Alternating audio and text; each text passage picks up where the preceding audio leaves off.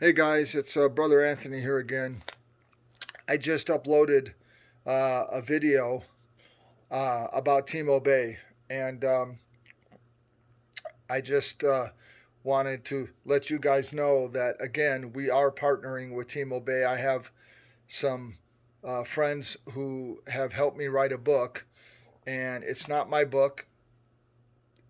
It'll have my name on it, but it's actually God's book, and we're just blessed to be a part of that book. But what I wanted to share with you really quick is an awesome, awesome testimony. Most of you, some of you, maybe all of you have heard of the song "I Can Only Imagine." Blockbuster on the R&B charts, even the country charts, definitely the Christian charts and the pop charts, and maybe even the soul charts. But the song became uh, a massive international hit, and it also um, brought forth a movie called "I Can Only Imagine."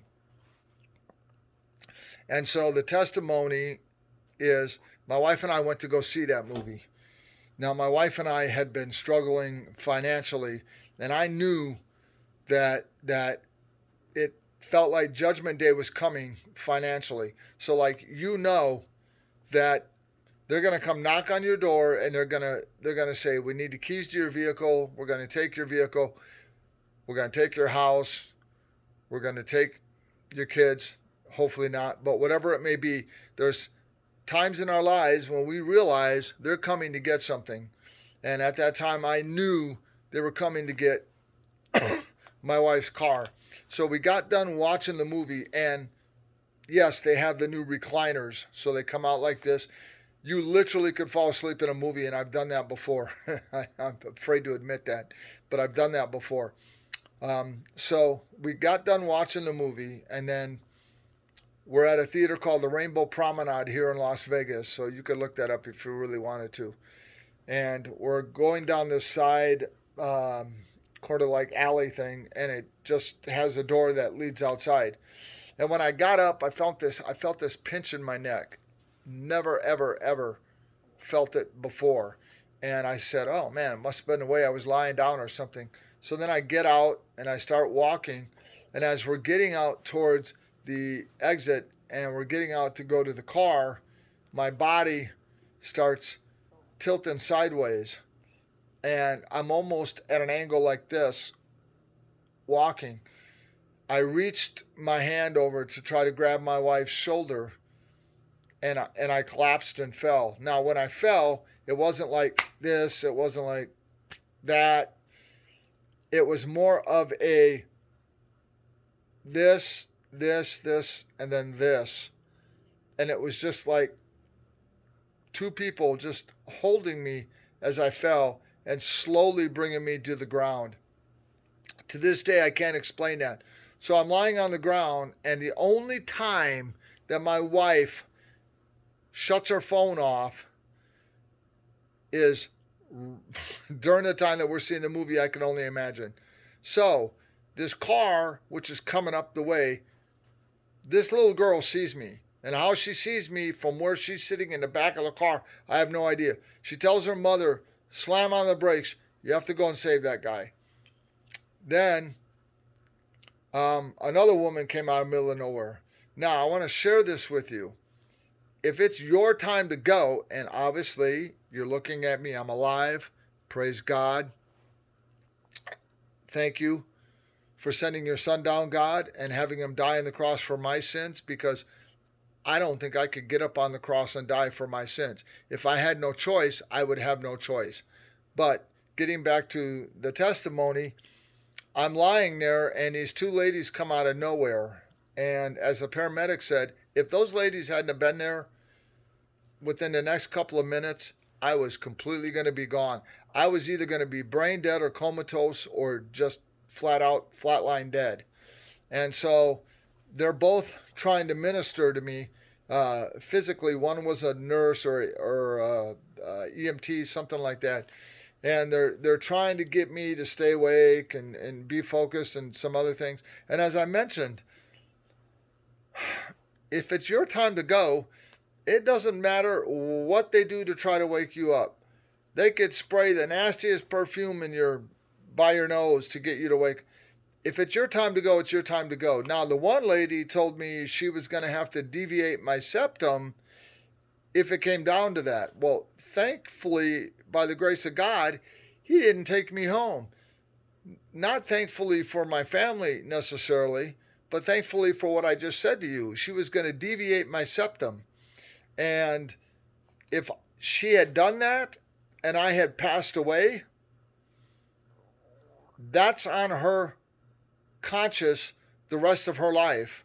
And whether or not my family would pursue something or not, I'm just thankful that I'm here today. So anyways, they rush me to the hospital. I go in there, and I don't know what day of the week it is. You could have told me that Kermit the Frog was president of the United States, and I would have said, where's Miss Piggy? Is she in the White House with him? And I would have believed you. That is how far gone that I had gotten. Now, they think a blood clot went up into my brain. We don't know that. I had, I think because this has been a while, I had 3 different neurosurgeons tell me different things. And so they gave me this drug to stop the blood clot going to my brain. They had given that to me. They'd put it inside of me, and they expected me not to walk again. They expected me not to have any hand movements, not to be able to speak. There was a lot of different commotion going on as to what was wrong or what would be wrong in the end. And so I wake up the very next day, and I'm lying in bed, and I got tubes, I got this. Of course, I got an IV, I got something else going on. And here's my wife sitting at the side of the bed. And I woke up, I looked at her, and I said, I got to go to the bathroom. She said, bathroom? And I said, yeah, I got to go to the restroom. She said, you got to wait. They're sending physical therapy or somebody here, to help you move and stuff. So I don't need help moving. I have no problems getting up and moving. So I get up, and I'm walking with my pole with the IV bag, and I'm walking over to the bathroom, and I'm going to the bathroom, and I get done, and I come back, and I walk back, and I get back into bed. My wife's mouth pretty much dropped to the floor, and she's like, okay, this is impossible, because you can see the look in her eyes. She's like, this is impossible. There's no way.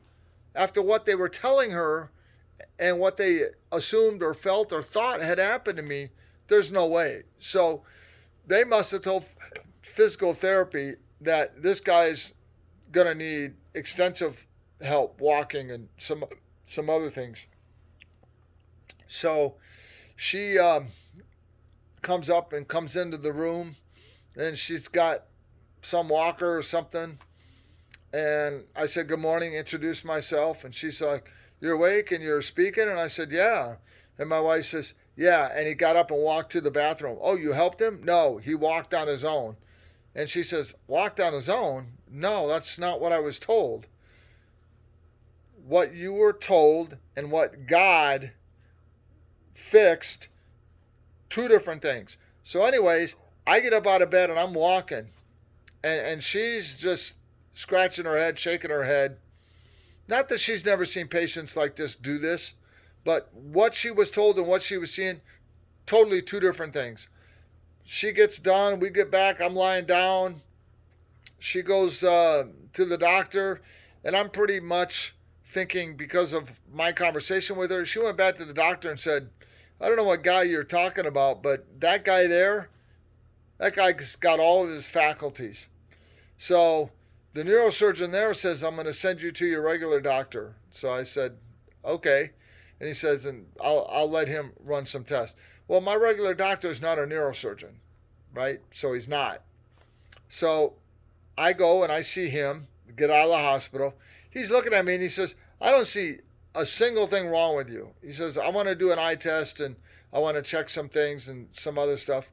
But then, of course, his reputation's on the line. So he doesn't want me driving and then have something happen. But he signed papers to release me. So he says, I need you to go see a neurosurgeon. I said, I just left the hospital. I just got done seeing a neurosurgeon. And he says, no, listen, I need you to go see a neurosurgeon. I need to get another opinion. We need to know why you had what you had. And I said, okay, you're not satisfied with what the first opinion was? I guess I get that. So I go to see the second neurosurgeon, and he says, I can't have you drive. And I go, what? He goes, I can't have you drive until we figure out what's wrong. I go, what do you mean? I am in perfect health. He says, I know. Well, it looks that way anyways, he says.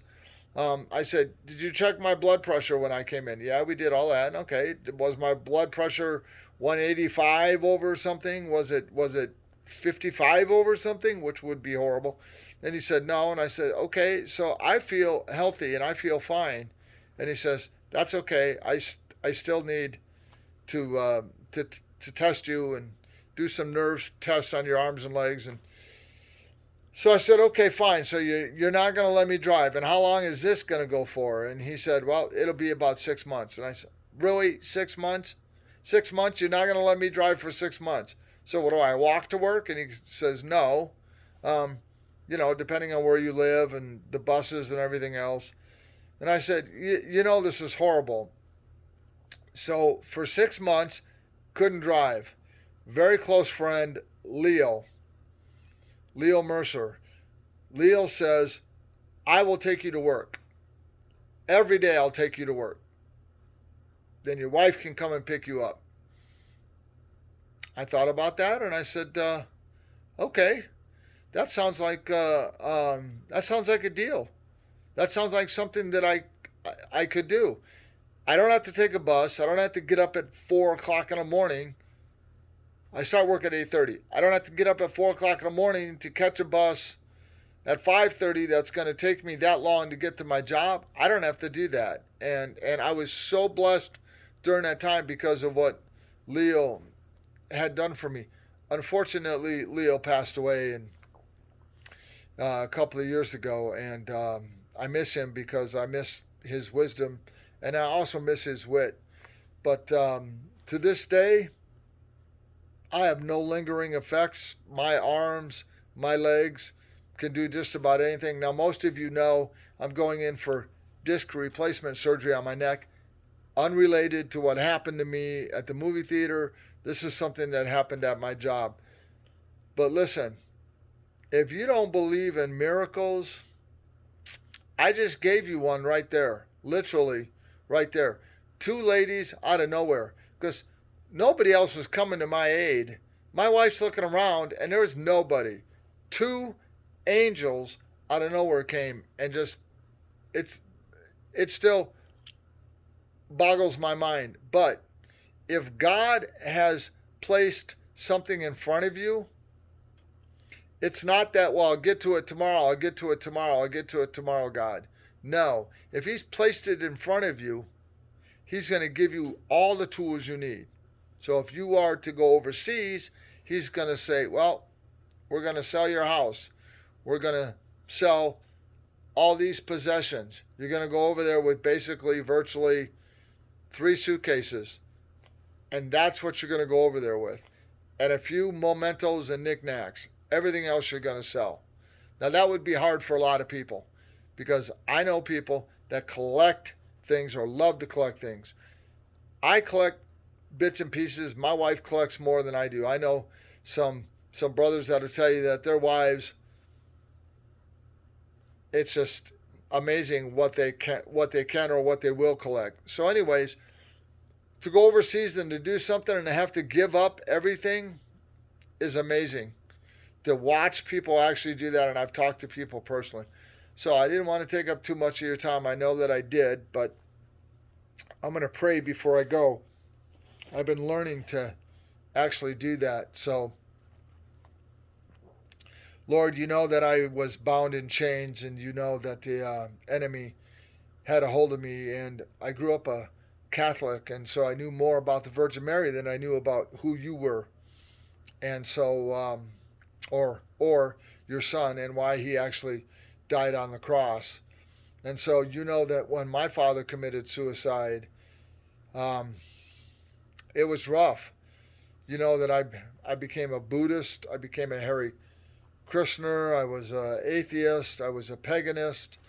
I was everything that God that you did not want me to be, or you wouldn't want anybody to be.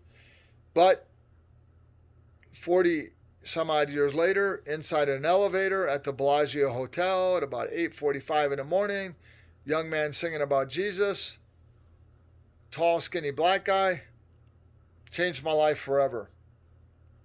So when I tell people that I got saved in an elevator, I didn't get saved physically, I got saved spiritually. So right now I'm praying for anybody that would be struggling as to whether or not they believe that God is who he is, that they believe that Jesus is who he is. There's a movie that I highly recommend. And the reason I recommend it is because the guy who, it's based on a true story, the guy that stars in the movie is a downright bona fide atheist, and not a single thing is going to change his mind. And so, without going any further, because my wife says I love to give away movies, without going any further, I recommend it. It's called The Case for Christ. And so, I love you guys. I'm praying for you. You can leave comments down below. If you're suffering from an ailment, an illness, a sickness, no matter how bad it is, leave comments. I will come back and I will be praying for you. I will be asking God to create miracles in your life, just the way he did the night after I saw I Can Only Imagine. I love you guys, and I will talk to you soon. God bless.